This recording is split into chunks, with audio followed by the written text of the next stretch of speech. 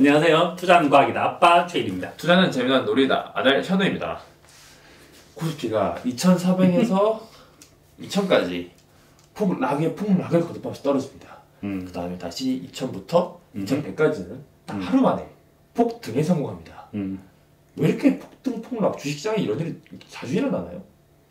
주식시장이 금융시장이 과학인데 네. 주식시장도 과학이고 네. 과학은 과학인데 네. 뭘로 설명 가능한 과학이냐라고 하면 사회과학. 물리학으로 설명 가능한 것이 아니라 그러니까 사회과학으로 설명할 수도 있지만 네. 자연과학이라면 물리학으로 설명 가능하다. 물리학은 정적 평행이라고 하는 걸 하는데 얘는 동적 평행이거든. 그러니까 바다가 있는데 호수도 있잖아. 호수는 평형을 이루는 거지. 이게 사람들이 생각하는 잘못된 방식인데 실제는 파고치는 바다에 가까운 거야.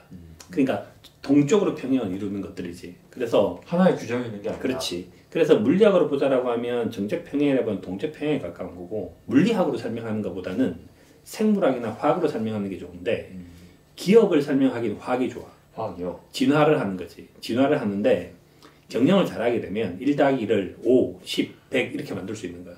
그러면 화학적으로 시너지를 내는 훌륭한 기업이 되는 거지.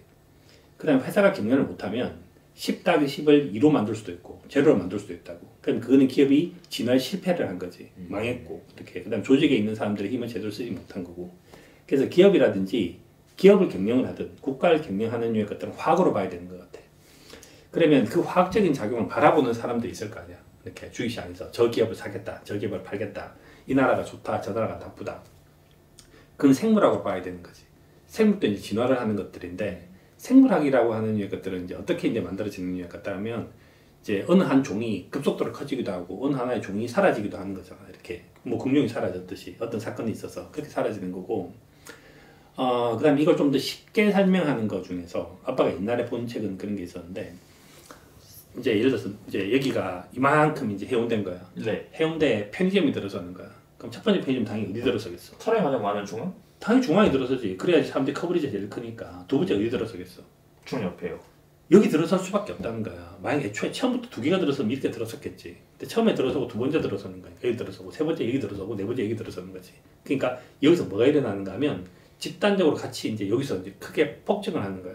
이렇게. 그래서 이걸 보고 뭐라 그러는가 하면 이제 페르바크라는 사람이 있는데 뭐 가파른 모래더미라고 얘기를 하는 거지. 모래가 이렇게 커지는 거야. 그러다가 모래에 빼는 게임 있잖아. 네. 모래 뻗는 게임을 하면 처음에 잘 버티다가 어느 순간 갑자기 모래가 와르르 푹 넘어지는 넘어진다. 거지. 그래서 버블이라는 것이 있고 그게 버스트, 터져버리는 그런 현상이 발생한다. 그러니까 폭등이라는 거, 폭락은 너무나 자연스러운 일이다 라고 생각해야 되는 거지. 이것이 이상하다고 생각하면 안 된다는 거지.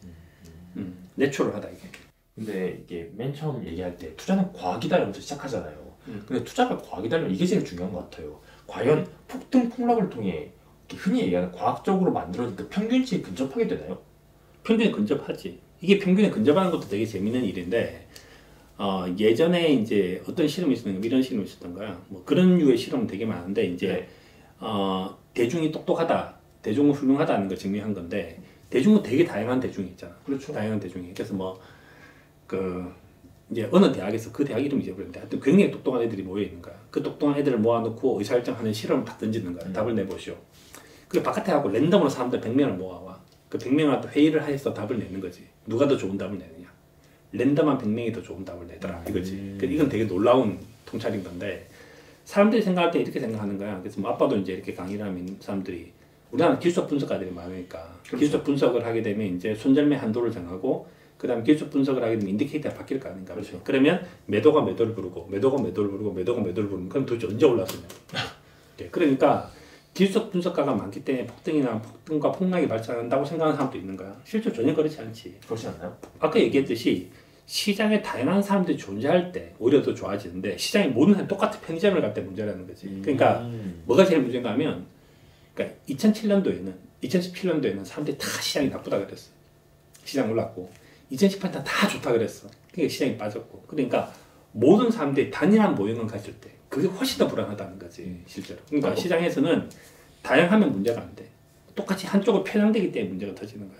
그러니까 기술적 분석가가 많아서 팔다가 또 바닥에 가면 또 기본적 분석가들은 또 그렇지. 사니까. 그러니까 이제 뭔가 하면 시장은 항상 일정 정도 좀 다양성을 유지시켜. 그래서 사람들은 시간이 지나면 전부 다 모든 사람들이 기본적 분석가가 되냐 그런 일은 없어. 모든 사람들이 전부 다 무슨 봉을 보는 건 없어. 그러니까 월봉 보는 사람, 주봉 보는 사람, 일봉 보는 사람, 분봉 보는 사람 항상 섞여 있고 그 중에서 뭐 기술적 분석 쓰는 사람, 키보드 분석 쓰는 사람 항상 섞여 있고 이렇게 그러니까 뭐 이제 항상 세상이라고 하는 거 일정 정도쯤에 다양성을 유지시킬 수밖에 없는 거지 이렇게 근데 그 다양한 사람들이 똑같은 얘기를 할 때가 제일 불안하다는 거지 오히려 그러니까 실제 시장이라고 하는 폭등과 폭락이라고 하는 것들은 한쪽에 쏠림 현상이 있다고 생각을 하면 결국은 그 쏠림 현상은 사라져서 시장 결국은 일정 정도쯤에 안정성 찾아갈 수밖에 없다.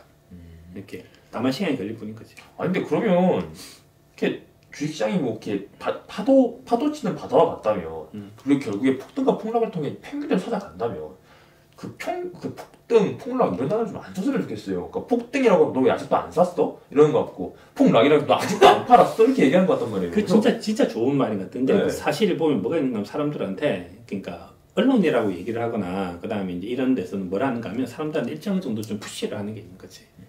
그러니까 우리가 옛날에 얘기한 것처럼 네이버와 구글의 차이는 그건데 구글은 내가 질문하는 것부터 인생이 출발하는 거지만 네이버는 계속 다른 사람이 보는 걸 보는 거지. 다른 사람이 폭등이라 그래요. 다른 사람이 폭락이라 그래요. 뭐 다른 사람이 이 영화 평점 9점 줬는데 너는 왜 안 봐줬어요? 이 영화 1000만 들었어요. 이것도 사실 하나의 폭력이라는 거지. 그러니까 우리는 집단이라고 하는 것들이 개인에 비해서 힘이 너무 세기 때문에 그런 문제가 발생하는데 투자를 잘하려고 하면 개인이 강해야 된다. 개인이. 독립적인 사고. 인디펜던트 띵킹. 이렇게. 그러니까 다른 사람이 산다고 해서 사거나 이렇게 하면 안 된다는 거죠. 그 사람 그렇지. 안 되고. 그래서 폭등 폭락이란 말에 길들여지면 안 된다. 그 진짜는 그건 좋은 말인데. 네, 이건 진짜 그런 것 같아요. 세상에 폭등과 폭락은 없다가 맞는 거지. 그러면 이제 마지막으로 한 줄 평.